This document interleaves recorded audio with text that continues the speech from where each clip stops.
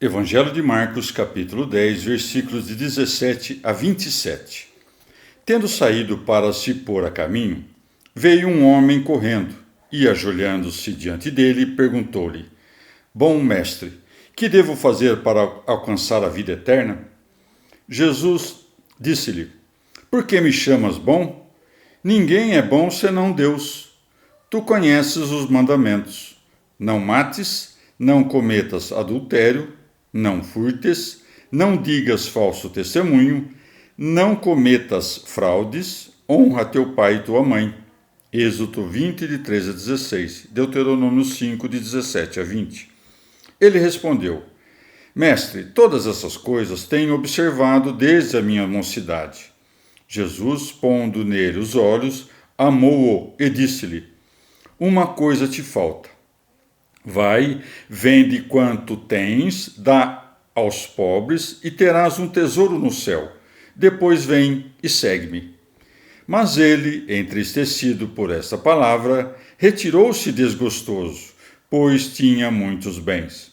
Jesus, olhando em roda, disse aos seus discípulos: Quanto é difícil que entrem no reino de Deus os que têm riquezas. Os discípulos assombravam-se das suas palavras. Mas Jesus de novo lhes disse: Meus filhos, quanto é difícil entrarem no reino de Deus os que confiam nas riquezas. Mais fácil é passar um camelo pelo fundo de uma agulha do que um rico entrar no reino de Deus. Eles, de cada vez mais admirados, diziam uns para os outros: Quem pode logo salvar-se? Jesus, olhando para eles, disse: Para os homens isto é impossível, mas para Deus, porque a Deus tudo é possível. Palavra da salvação. Comentário Marcos 10, de 17 a 27, São Beda. Certo homem ouvira do Senhor que apenas os que querem ser semelhantes aos pequeninos são dignos de entrar no reino dos céus, e por isso pediu que se lhe expusesse não em parábolas, mas claramente, pelos méritos de quais obras se poderia alcançar a vida eterna. Por isso se diz: Tendo saído para se pôr a caminho, veio um homem correndo e, ajoelhando-se diante dele, perguntou-lhe: Bom mestre, que devo fazer para alcançar a vida eterna? Por um só é bom, não se deve entender somente o Pai, mas também o Filho, que disse: Eu sou o bom pastor. João 10:11. Mas também o Espírito Santo, pois foi dito: Vosso Pai Celestial dará o Espírito Santo aos que lhe pedirem. Lucas 11:13. Com efeito, a própria una e indivisível Trindade, o Pai, o Filho e o Espírito Santo, é, sozinha, o único bom Deus. Portanto, o Senhor não nega ser bom, mas dá a entender que é Deus.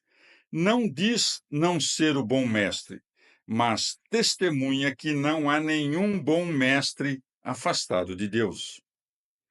Deve-se notar que a justiça da lei, guardada em sua época, não conferia aos que a escolhiam não somente os bens da terra, mas também a vida. Por isso o Senhor disse, de modo consequente, ao que perguntava pela vida eterna: Tu conheces os mandamentos? Não cometerás adultério, não mates.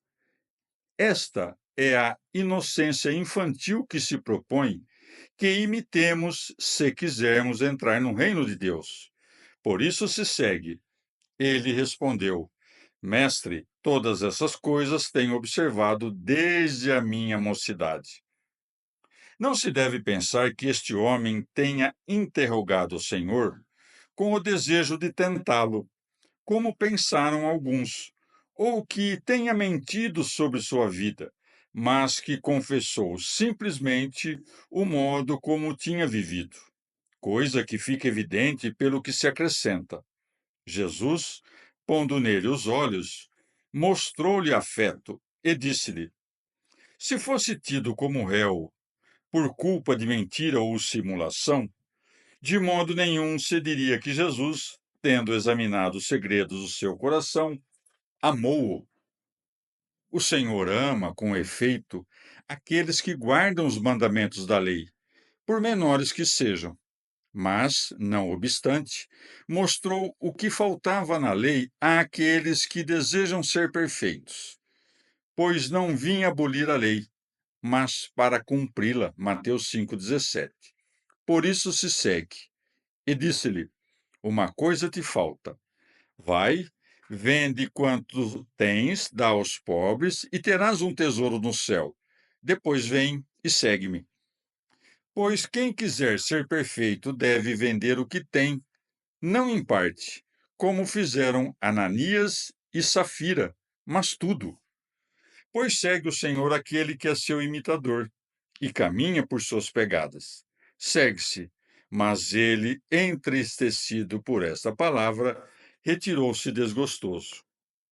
Mais uma vez que há muita distância entre possuir e amar o dinheiro, razão pela qual Salomão não disse quem possui, mas quem ama as riquezas não tirará delas fruto. Eclesiásticos 5,19.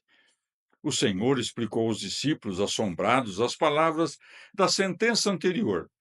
Por isso se segue.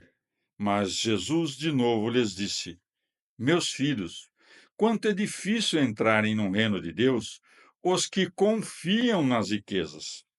Onde se deve notar que não disse ser impossível, mas quanto é difícil. Com efeito, o que é impossível não se pode fazer de modo algum. Já o que é difícil se pode com trabalho.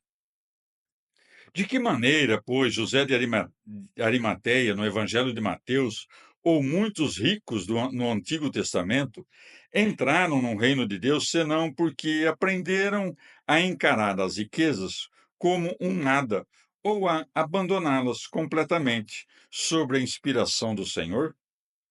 Já num sentido mais elevado, é mais fácil Cristo sofrer por aqueles que ama do que poderem ser convertidos os amantes deste mundo.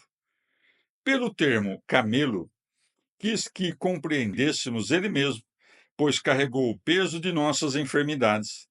Pelo fundo da agulha, denominou as grandes aflições da paixão, pelo qual dignou-se de algum modo, reparar a veste rasgada de nossa natureza. Segue-se. Eles, e cada vez mais admirados, diziam uns para os outros: Quem pode logo salvar-se? Uma vez que a multidão de pobres que pode ser salva é incomparavelmente maior que a dos ricos que se perdem, os apóstolos compreenderam que todos os que amam as riquezas, mesmo se não puderem se apoderar delas, são contados no número dos ricos. Segue-se. Jesus, olhando para eles, disse: Para os homens isso é impossível, mas não para Deus.